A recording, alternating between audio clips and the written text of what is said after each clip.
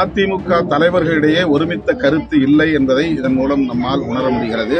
இதைத்தான் நான் தொடக்கத்திலிருந்து சொல்லி வருகிறேன். அதிமுகவும் பாஜகவும் கூட்டணி என்று சொல்லிக் கொண்டால் கூட அது பொருந்தா கூட்டணி.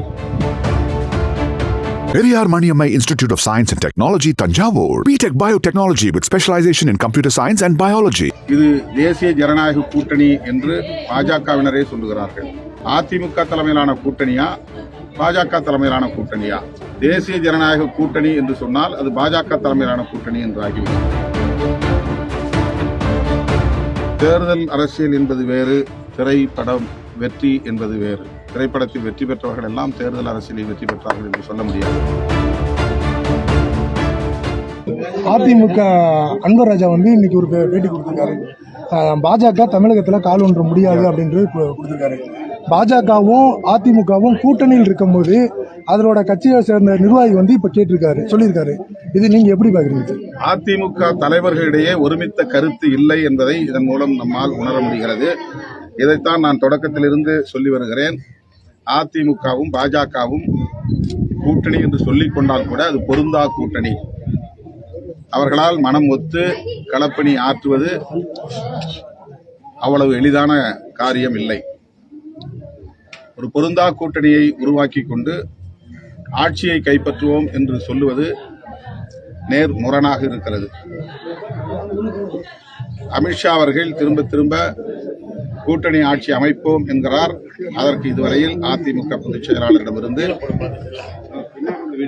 உறுதியான தகவல் இல்லை. தனிப்பெரும்பான்மையோடு அதிமுக ஆட்சி அமைக்கும் என்று சொல்லியிருப்பதன் மூலம் அவர் கூட்டணி ஆட்சியை மறுக்கிறார் என்று நாம் புரிந்து கொள்கிறோமே தவிர, நேரடியாக தமிழ்நாட்டில் கூட்டணி ஆட்சி அமைவதற்கு அதிமுக உடன்படவில்லை, அதை ஏற்காது என்ற அறிவிப்பை அவர் இன்னும் வெளியிடவில்லை. அடுத்து, இது தேசிய ஜனநாயக கூட்டணி என்று பாஜகவினரே சொல்லுகிறார்கள். அதிமுக தலைமையிலான கூட்டணியா பாஜக தலைமையிலான கூட்டணியா?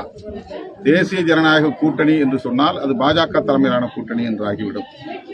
அதிமுக தலைமையிலான கூட்டணி என்றால் அதற்கு ஏதேனும் வேறு பெயரை அவர்கள் அறிவிக்க வேண்டும். இன்னும் அதிலும் ஒரு குழப்பம் நிலவுகிறது. முதலமைச்சர் யார் என்பதை தேர்தலுக்கு பின்னர் அமித்ஷா முடிவு செய்வார், மோடி முடிவு செய்வார் என்று பாஜக தரப்பில் சொல்லப்படுகிறது. இதற்கும் அதிமுக பொதுச் செயலாளர் உரிய விளக்கத்தை தருவார் என்று தமிழ்நாட்டு மக்கள் அவரோடு எதிர்பார்க்கிறார்கள். சார், விஜய் வரவால அரசியல் கட்சி இப்போ எலெக்ஷன்ல நிற்கிறதுனால திமுக கூட்டணிக்கு பாதிப்பு தான் ஏற்படும் அப்படின்னு சொல்லி தரப்பு சொல்லிட்டு இருக்காங்க.